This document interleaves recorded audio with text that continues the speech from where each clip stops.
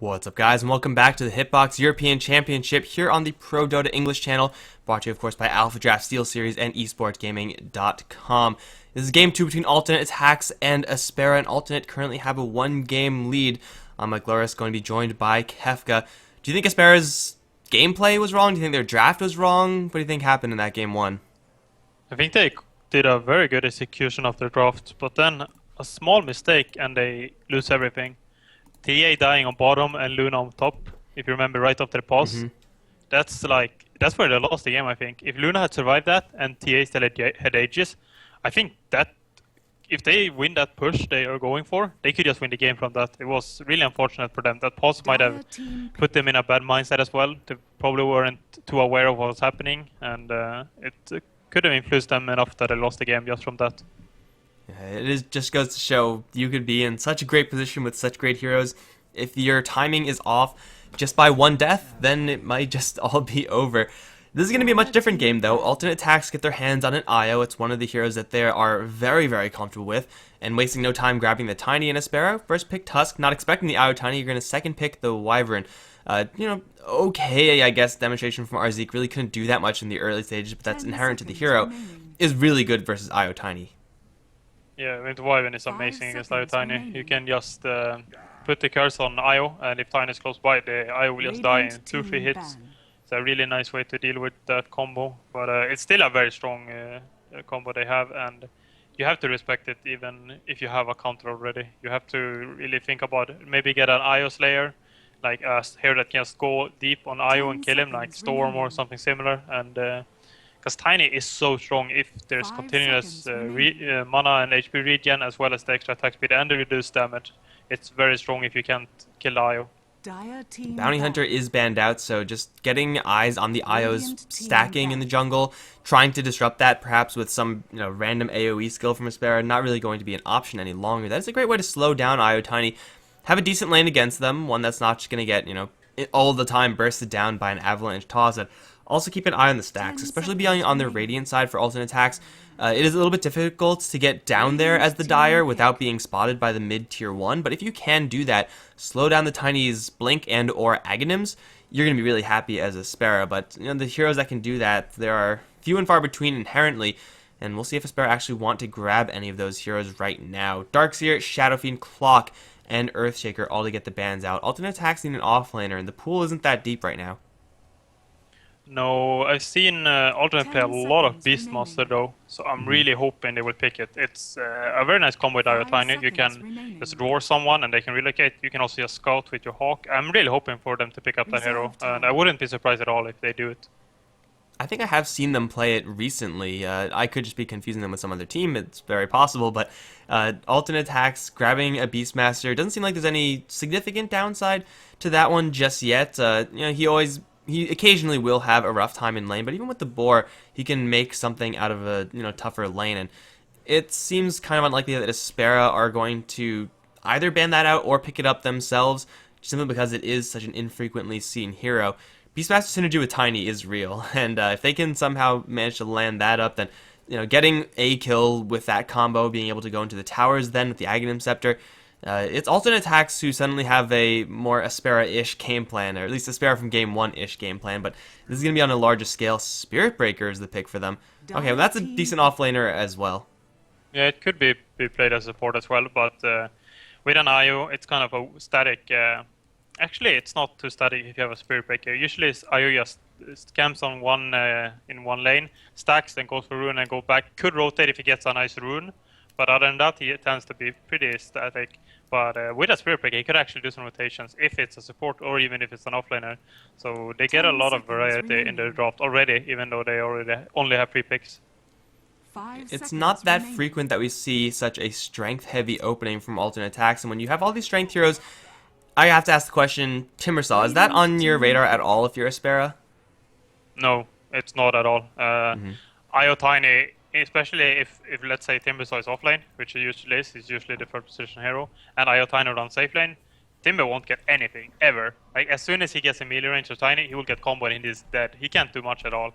And I don't see it working out at all. It's a hero they could pick if they're desperate, but it's 10 seconds. first of all you have to feel really confident in your timber if you're gonna pick him. You can't just pick that hero and expect to play well on it. It's a hero you have to play a lot to be good at, and it's so easily punishable. Like, it's one of the weakest offlaner right now, even though with farm he becomes amazing.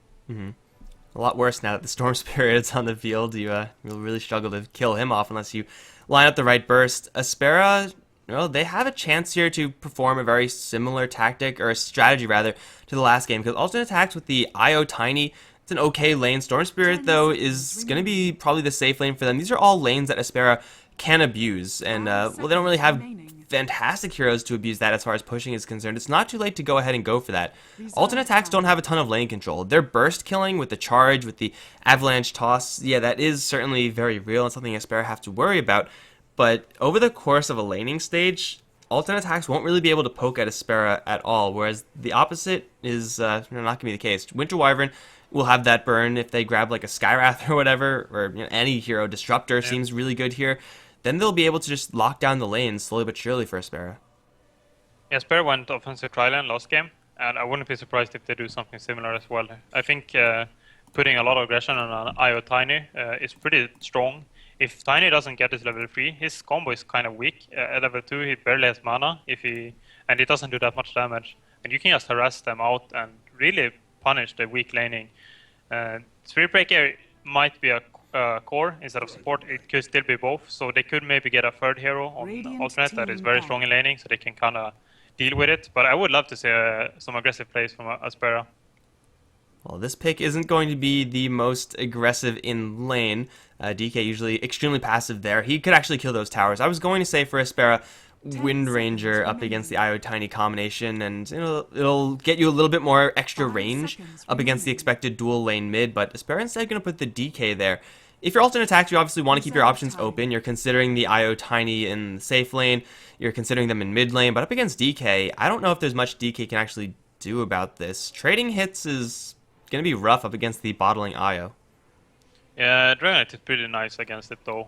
He's hard to kill, and he can spam his Dragon's Breath with Polacroing himself, so it's not a bad pick at all if they want to have something that can deal with IO Tiny in mid. But it looks like Aspera has a very clear plan in the drafts. Like, they do the same thing this game as last. Now with the DK pick, they get some push, they get some team fight, and they're probably just gonna go. I think we're gonna see a very similar play style from them as we saw last game.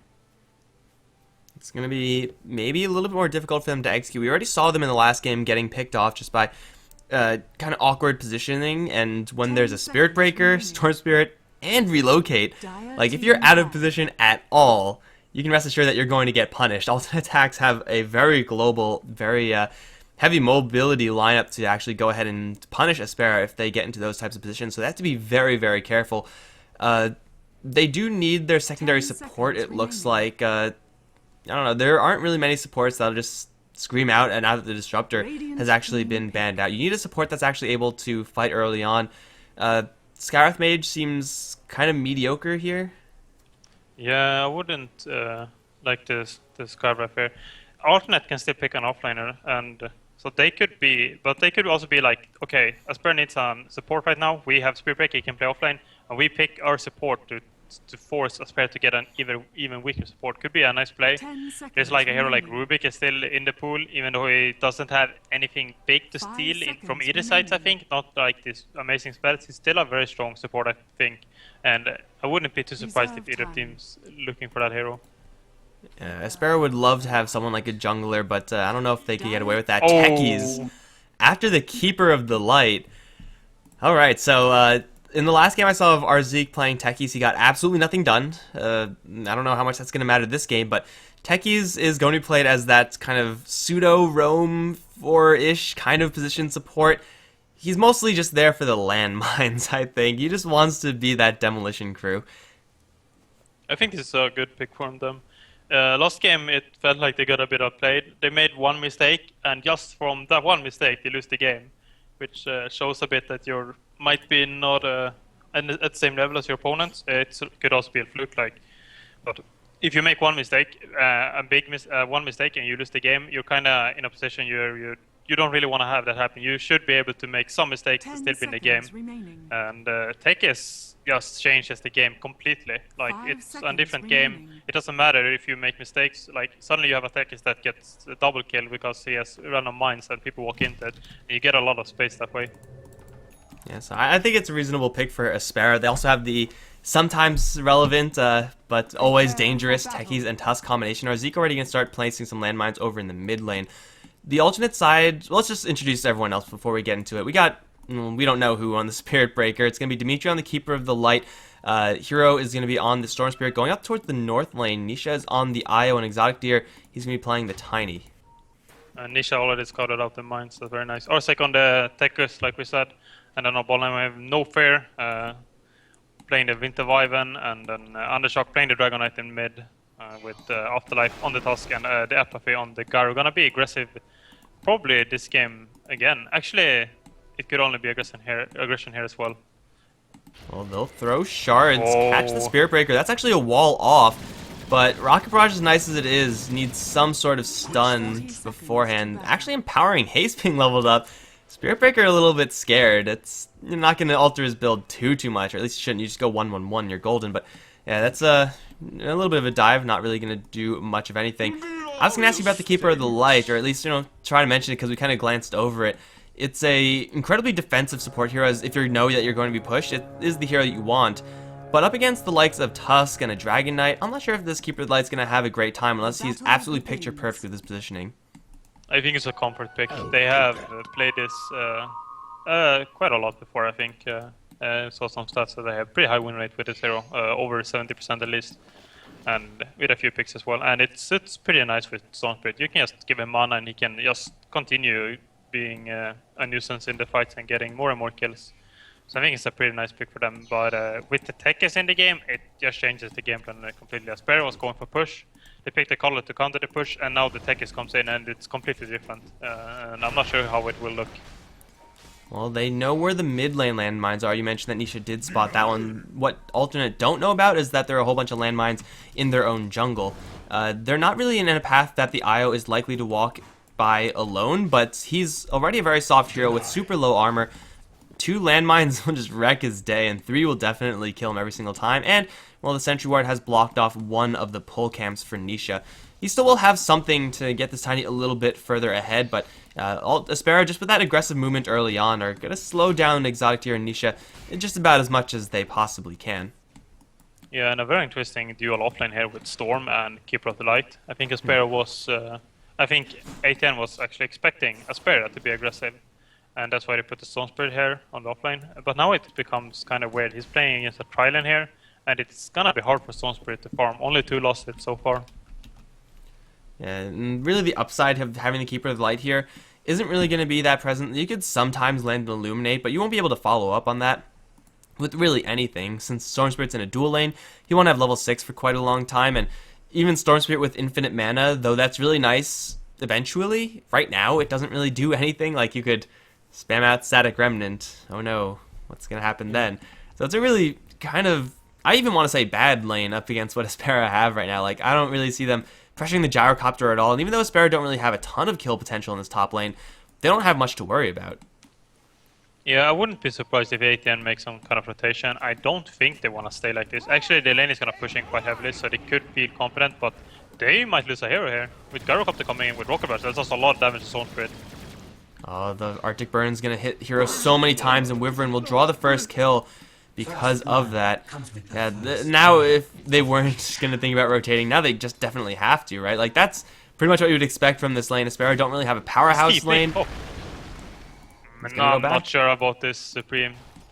I don't know about this.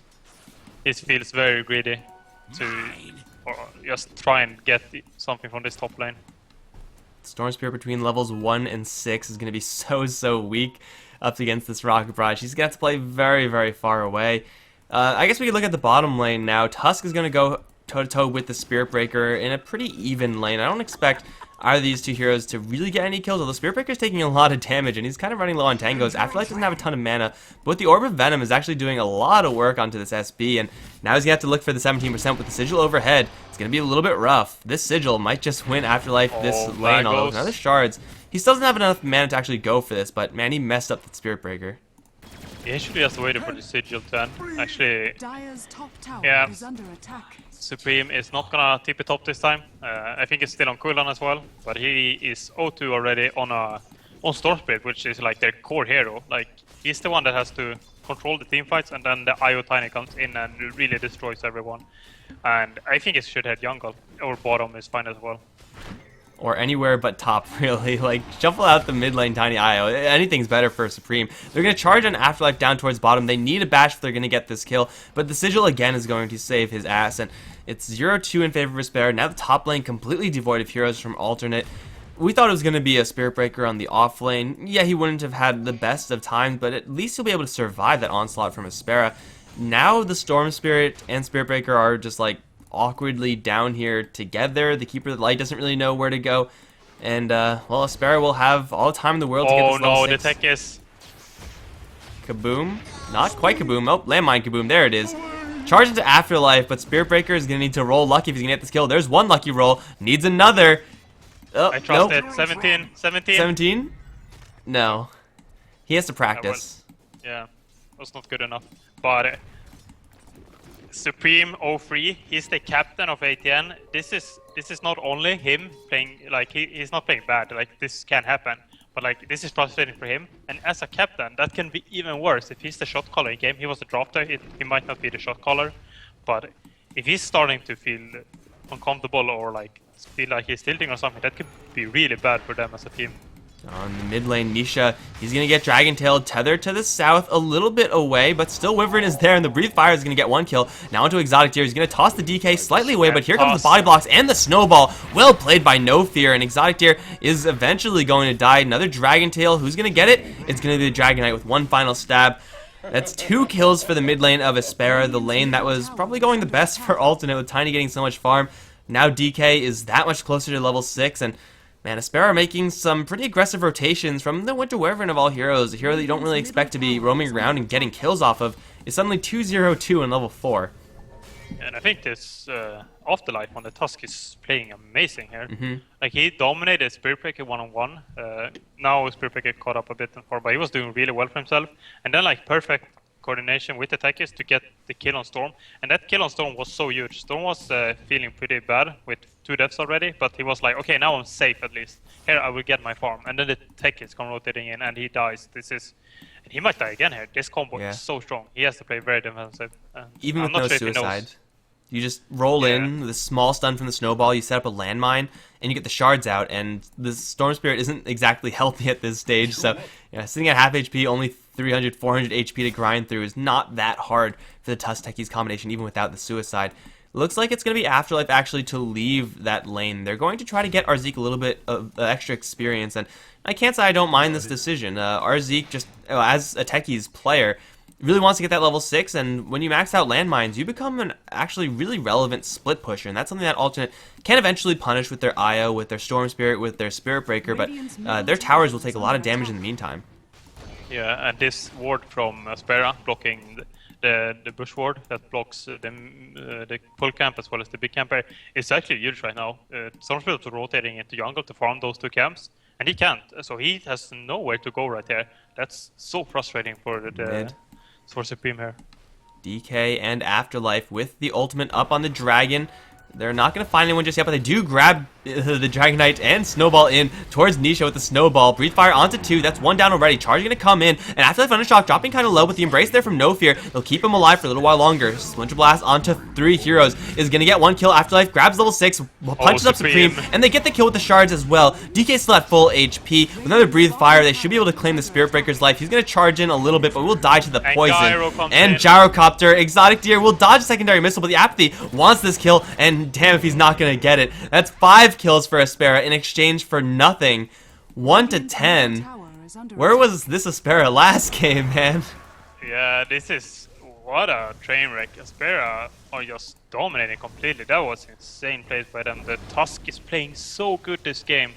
I'm really impressed right now by how he's playing so far, and ATN are just trying to get that 1 kill that makes them able to get several, but Tusk survives with 10 HP. Then the DK bottles up. It's full HP, can just use another spell. And Supreme goes down again. He's only level 5. If he had been 6 there, that could have been completely different. And they could have maybe done the opposite and just gotten 4 kills instead.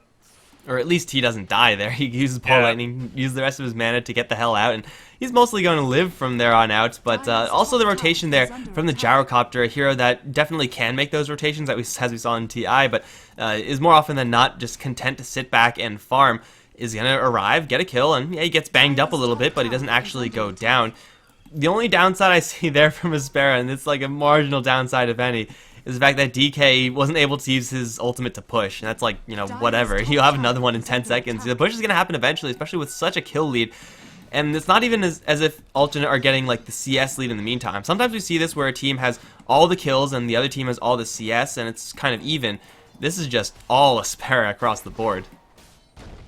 Yeah, and they are dominating the net worth right now. They have the top 2 with the highest farming of Alternate, which is the tiny here, exotic there. He is 1k behind the Gyrocopter, who is not even the most farmed in Aspera, because Dragonite is 1k ahead of the Gyrocopter. So it's looking really good for Aspera right there. And Supreme is not 6 yet. Oh no, hero, no.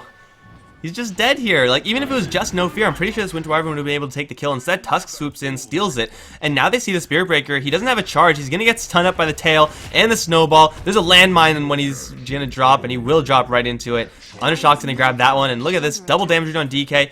He will actually go back towards middle lane, right into an avalanche. No toss, though. He's going to Dragon Tail Nisha, double damage rune, take it through this IO really quickly, toss away. Is that going to save him? Undershock's still fast enough, I think. Yes, with the Breathe Fire, he'll grab a double kill across the map. Now he's actually going to man-fight Exotic Deer. Here comes Supreme, but he's immediately going to get cursed. And now he's in a lot of trouble as well, still not level 6. DD rune on Undershock still ticking, and Hero is going to die for the 6th time. 1-15, Aspera. Nothing can stop them. Whoever this is, you stop TPing right now. Yeah, that's a good idea.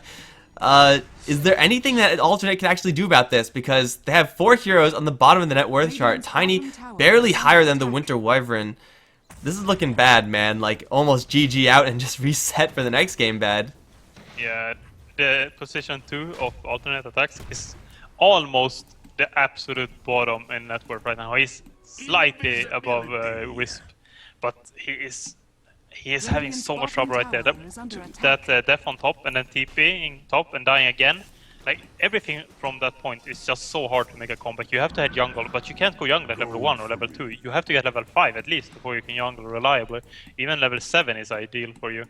But he is getting destroyed this game, and Aspera are just dominating in net worth right now. It's insane how far ahead they are. Oh, on top, they're going to go in again. Keeper of the Light. He's going to get obliterated by the Shadow Blade of DK. Luckily for the Storm Spirit, Undershock doesn't have his ultimate form, but he's moving really quickly with the Arctic Burn. Hero Supreme, no, not again, please, mercy. Missile number 1 is going to connect, obliterate the Storm. Charge is coming in, but that's onto Undershock. He's okay with receiving this one. Dimitri's going to buy back. Yeah, you should probably just go ahead and hide. He's gonna get revealed. No Fear gonna drop some items. BM move from the Winter Wyvern and then heal himself. Aspera just want this game to end. That's like a leave the game, you're done kind of move. Yeah, that was BM. I have not seen that before actually. Someone dropping items like that. I've seen the TP cancel bait to drop items, but I've not seen some random just dropping items because why not? Undershock can't be stopped. He's 9-0-5. No defensive toss this time. Undershock V2, not V2. It's 2v2 because Afterlife is here as well, and Exotic is completely trapped in the shards. Not like that really would have mattered. They probably would have been able to kill him off anyway. But this Dragonite, man, Shadow Blade, 11 minutes in, that in and of itself is really good. With Power Treads makes it even better. With another Sanj on the way, oh my god, can they actually kill him off? It doesn't seem like they can. What a massacre. This game is absolutely under control already. It's 10k net worth. I think it's almost 1k net worth per minute lead they are having right now. It is. And he's gonna get a silver edge on this dragon. He can like one-shot the IO and Call at this point soon. Like, it's gonna be insane how much damage it does. And Storm Spirit is 6 now, so they might have a chance. Maybe. Possibly. Yeah, I don't know about that. There's a lot of stuns on the Aspera side. Charge onto No Fear. Nether Strike as well. Going to be interrupted by the Walrus Plunge. They're going to take down the Spirit Breaker. Here comes the missiles. They get the kill on the Wyvern. That's something for alternate, and it's actually worth a lot, but Undershock's going to take 1 kill in the meantime. Finds another in Hero. Please not again. Hero, get out of here, I beg of you. It's kind of getting painful to watch. He has one more jump, but it's not even going to let him get that far away. He's going to try to salve up, but here comes the snowball. Hero is going to get punched up in the air, breathe fire, and that's going to be a 3-for-1 trade. The funny thing is that was by far the worst fight that Aspera have taken. Yep. They're gonna go Roche now, I guess. I am actually surprised Alternate has not called this game. They have okay high ground defense with Call, but Call is like the only one as well. There's no other high ground defense that can like spam spells. Tiny can't really do it. Storm can't really do it, so it's only Call. So they can't like rely on like late game. They can't like just turtle forever and try and win late game. They're gonna have to fight them. Yeah, Aspera, they have kind of similar draft to last game where they're just looking to be aggressive and take those towers. When you're 20 kills ahead, it gets a lot easier to execute that strategy. So Undershock's gonna TP up toward the top lane. They don't have a relocate. Undershock's stalking with the Silver Edge. Nisha, how much damage are you gonna take from this one hit? It's gonna hurt. Oh my god. try to run away, Nisha. Good luck. Oh, poison. Yeah, we'll get the kill. Have a toss. We'll drop Undershock to half, but he has an Aegis. Now he's gonna go straight towards Exotic Gear. TP out. There's no tail, but a breathe fire might be coming time. No, he's not going to get 2 kills. He'll just get 1. Sad times for the DK. Yeah, Exotic, they're playing it perfectly, I guess. There's no... He TPs out as soon as the stun comes out, but they're just getting torn apart right now. On Supreme in mid lane, I think Undershock might get this kill if he comes in range. I don't think he's fast enough. TP out. Yeah, he's going to survive. This time. It's the first time we get to say that for the Storm Spirit. Yeah. But bottom lane, there's kind of a problem here. This is like the high ground defense in theory for the Keeper of the Light. He's been spamming his Illuminate, but Aspera don't care. This is a push without DK as well. They're going to charge for No Fear. He has no Embrace. Snowball is there. No Fear still alive right now. He will get the curse out, but he will go down. Afterlife also should be falling, and he will. 2-0 so far. Toss up. Techi's going to suicide himself, so essentially 3-0. Balling forward. He's going to dodge one mine. Going to get with the second apathy. Going to fight to the death. Will take the kill. And Storm Spirit gets nothing there because of the suicide. Suddenly, Undershock is going to arrive way too late to the party. Alternate, at least you could call that a victory. I see this Storm Spirit finally. He's finally gonna get a kill, and then I see him jump towards mine. I'm like, no, please, don't. And this guy survives with 50 HP. That's tough for the Storm Spirit. He's 0-9-0. That would have been a lot of gold for him. Like he would have got at least 1k gold from that kill if he got it. It's Undershock, so frustrating. Though. It ain't over. It's never over. 1 Silverblade hit. Nope, not quite gonna do it. If he was Dragon formed there, he would have gotten the kill with the poison instead. There's the charge in, the stuns by the Tiny. They get the toss back onto No Fear. He's gonna embrace himself, but the magic damage should be high enough to get the kill through it, or eventually after it. Aspera, you guys are ahead, but please don't start suiciding. That is not what anyone wants to see. They're going to get the Dragon Tail into Exotic Deer, however, Undershock's going to roll into him with a snowball as well. Call down. That's going to get the kill on the Tiny. And Undershock, yeah, being with his team, now going to get to that really hard to kill, near unkillable Dragonite state. Yeah, Relocate was still on cooldown for about 10 seconds when the Tiny died, so there's no rescue there. But Aspera playing very confident, maybe a bit too confident. But they're just taking these towers down, and I think with the next stages, it's still up though, but they're probably gonna take this top tower with these stages, and next stages they're probably gonna go high ground. The items are so big, like Dragonite has Silver Edge and Armlet, and what does this Storm have? Like boots and a wand. Bring a Basilius, dude. Gotta get that mana regen. 6 damage. Tekis is actually almost gonna surpass Tiny in this game in net worth, and that's supposed to be a 4 position Tekis as well. And Tiny is most farmed by quite a lot. He's about twice from the Spirit Breaker, who's second in his team. Yeah, this game is incredibly lopsided right now. Undershock has, if you have a Dragonite on your team who has Silver Edge at 15 minutes, you're usually really happy about that. Silver Edge and Armlet and Power Treads and still an Aegis, like, oh my god, is there anything that could be done to kill him off? He's not quite yet, like, insta-killing the Keeper of the Light and the IO. It's going to take him a little bit longer than that, but I don't really know if that's something to be happy about if you're alternate. Top lane's going to be pushed. there is no Dragon Form available, but you could just call that them saving it for this high ground push. This Aegis isn't really going to last too much longer, so I don't know if they're going to get value off of it, but I don't really know if they care. Like, they have the landmines maxed out, they have the Dragon Form, they can just go for it. Yeah, they got the mech now. This is perfect timing. They can just ignore that Illuminate now with the mech, and they can actually go high ground here. I was surprised, but they make perfect timing for the Tusk here. Nisha is gonna get himself a little bit too close to the DK. Gotta watch it.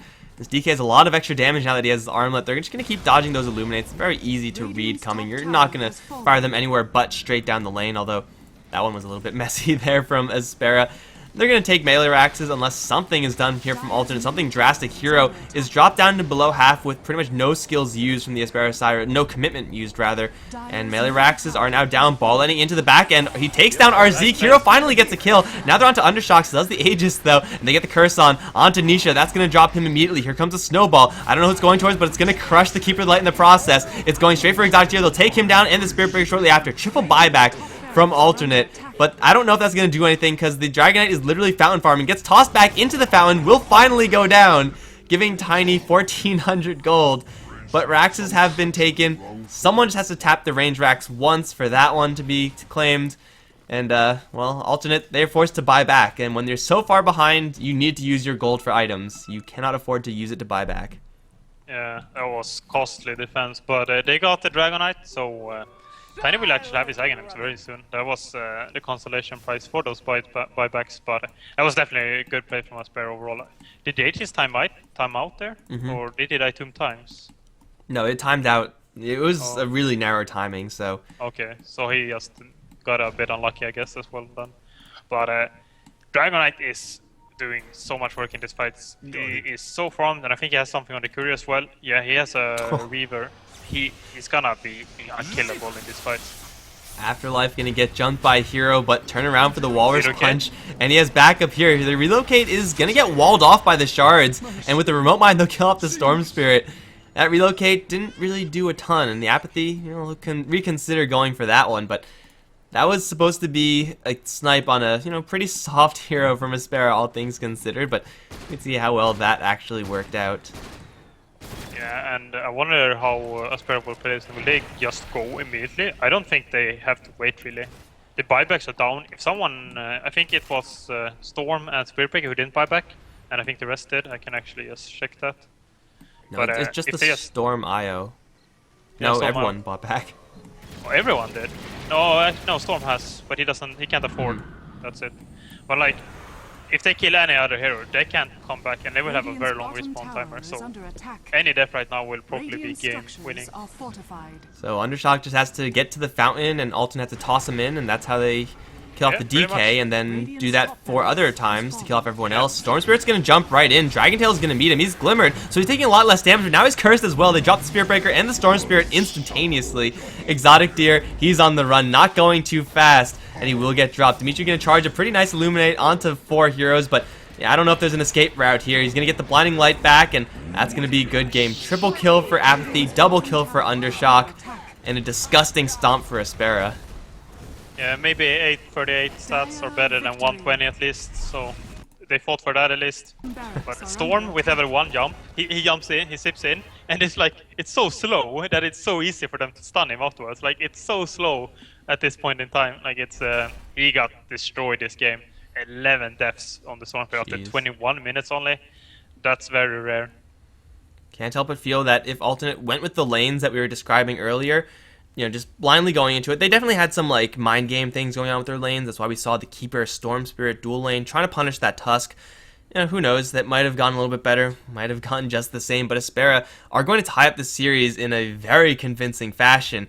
This might keep them on this aggressive track, but we'll see. Alternates, I just hope they're not on tilt for this next game. It's going to be Game 3 coming up very shortly, guys. I'm Mikelorus. I've been joined by Kefka. Don't go anywhere. We'll see who is going to actually claim victory to stay in this tournament.